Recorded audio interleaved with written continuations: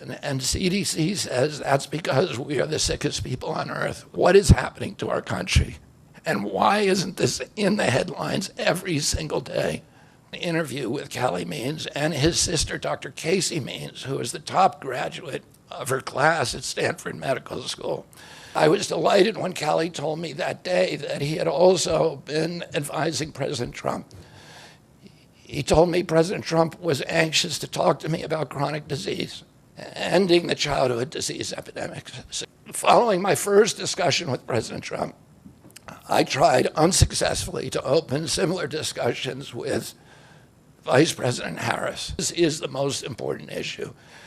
Therefore, it has the potential to bring us together. So let me share a little bit about why I believe it's so urgent.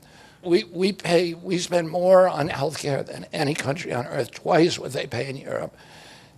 And yet we have the worst health outcomes of any nation in the world. We're about 79th in health outcomes behind Costa Rica and Nicaragua and Mongolia and other countries. Nobody has a chronic disease burden like we have. And during the COVID epidemic, we had the highest body count of any country in the world. We had 16% of the COVID deaths, and we only have 4.2% of the world's population. And CDC says that's because we are the sickest people on earth. We have the highest chronic disease rate on earth. And the average American who died from COVID had 3.8 chronic diseases. So these were people who had immune system collapse, who had mitochondrial dysfunction. And no other country has anything like this. 2/3 of American adults and children suffer from chronic health issues. 50 years ago, that number was less than 1%. So we've gone from 1% to 66%. In America, 74% of Americans are now overweight or obese, and 50% of our children. 120 years ago, when somebody was obese, they were sent to the circus. There were case reports done about them. Obesity was almost unknown. In Japan, the childhood obesity rate is 3%, compared to 50% here. Half of Americans have prediabetes or type 2 diabetes. When my uncle was president, I was a boy. Juvenile diabetes was effectively non-existent. A typical pediatrician would see one case of diabetes during his entire career, a 40 or 50-year career.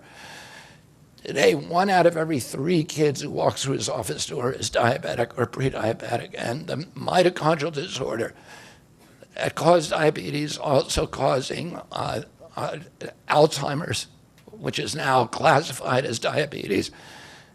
And it's costing this country more than our military budget every year. There's been an explosion of neurological illnesses that I never saw as a kid: ADD, ADHD, speech delay, language delay, Tourette syndrome, narcolepsy, ASD, Asperger's, autism. In the year 2000, the autism rate was 1 in 1,500. Now autism rates in kids are 1 in 36, according to CDC nationally. Nobody's talking about this. 1 in every 22 kids in California has autism. And this is a crisis that 77% of our kids are too disabled to serve in the United States military. About 18% of American teens now have fatty liver disease. That's like 1 out of every 5. That disease, when I was a kid, only affected late-stage alcoholics who were elderly. Cancer rates are skyrocketing in the young and the old. Young adult cancers are up 79%. 1 in 4 American women is on antidepressant medication. 40% of teens have a mental health diagnosis. And 15% of high schoolers are on Adderall, and 500,000 children on SSRIs. So what's causing this suffering?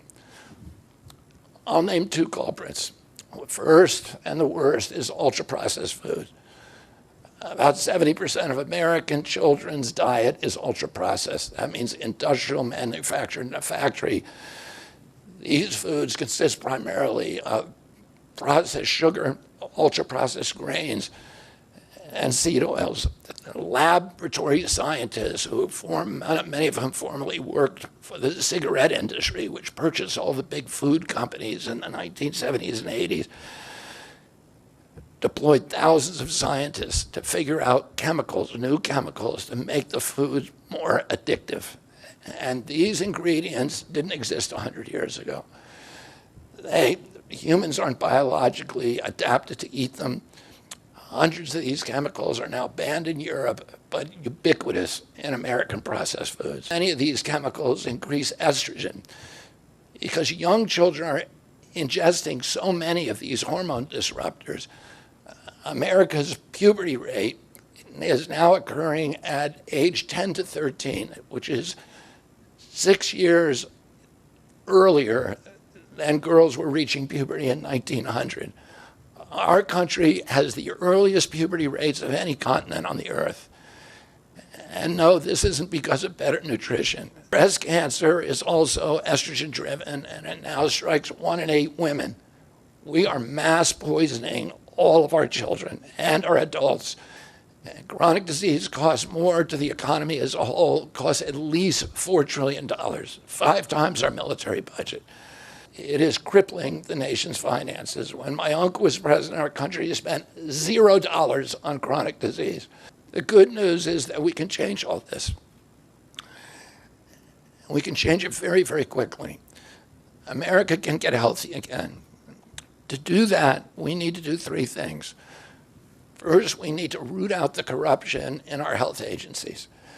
Second, we need to change incentives in our healthcare system. And third, we need to inspire Americans to get healthy again. 80% of NIH grants go to people who have conflicts of interest. Biden just appointed a new panel to NIH to decide the food recommendations. And they're all people who are from the industry. They're all people who are from the processed food companies. They're deciding what Americans here is healthy. These agencies, the FDA, USDA, and CDC, all of them are controlled by giant for-profit corporations. 75% of the FDA's funding doesn't come from taxpayer, it comes from pharma. And pharma executives and consultants and lobbyists cycle in and out of these agencies. With President Trump's backing, I'm going to change that. We're going to staff these agencies with honest scientists and doctors who are free from industry funding. We're going to make sure the decisions of consumers, doctors, and patients are informed by unbiased science. A sick child is the best thing for the pharmaceutical industry. When American children or adults get sick with a chronic condition, they're put on medication for their entire life. Imagine what will happen when Medicare starts paying for Ozempic, which costs $1,500 a month, and it's being recommended for children as young as 6, all for a condition, obesity, that is completely preventable and barely even existed 100 years ago. Cost, if all of them took their Ozempic prescription, is $3 trillion a year. This is a drug that is made by Novo Nordisk. Novo Nordisk, the biggest company in Europe, and virtually its entire value is based upon its projections of what it's going to sell, of the Ozempic it's going to sell to America. Danish company, and the Danish government does not recommend it. It recommends change in diet to treat obesity and exercise. And in our country, the recommendation now is for Ozempic to children at age 6. And we have the food lobbyists have a bill in front of Congress today that is backed by the White House, backed by Vice President Harris and President Biden to allow this to happen. This $3 trillion cost that is going to bankrupt our country. For a fraction of that amount, we could buy organic food for every American family, 3 meals a day, and eliminate diabetes altogether. We're going to bring healthy food back to school lunches. We're going to stop subsidizing the worst foods with our agricultural subsidies. We're going to get toxic chemicals out of our food. We're going to reform the entire food system. And for that, we need new leadership in Washington. because unfortunately both the Democrats and the Republican parties are in cahoots with the big food producers, big pharma and big ag. I watched generations of children get sicker and sicker. I had 11 siblings and I had 7 kids myself. I was conscious of what was happening in their classrooms and to their friends, and I watched these sick kids, these damaged kids. Almost all of them are damaged. And nobody in power seemed to care or to even notice. For 19 years, I prayed every morning that God would put me in a position to end this calamity. The chronic disease crisis was one of the primary reasons for my running for president. If I'm given the chance to fix the chronic disease crisis and reform our food production, I promise that within 4 years, America will be a healthy country. Ultimately, the future, however it happens, is in God's hands and in the hands of the American voters and those of President Trump. I'm 70 years old. I may have a decade to be effective. After 8 years of President Harris, any opportunity for me to fix the problem will be out of my reach forever. Ultimately, the only thing that will save our country is if we choose to love our kids more than we hate each other.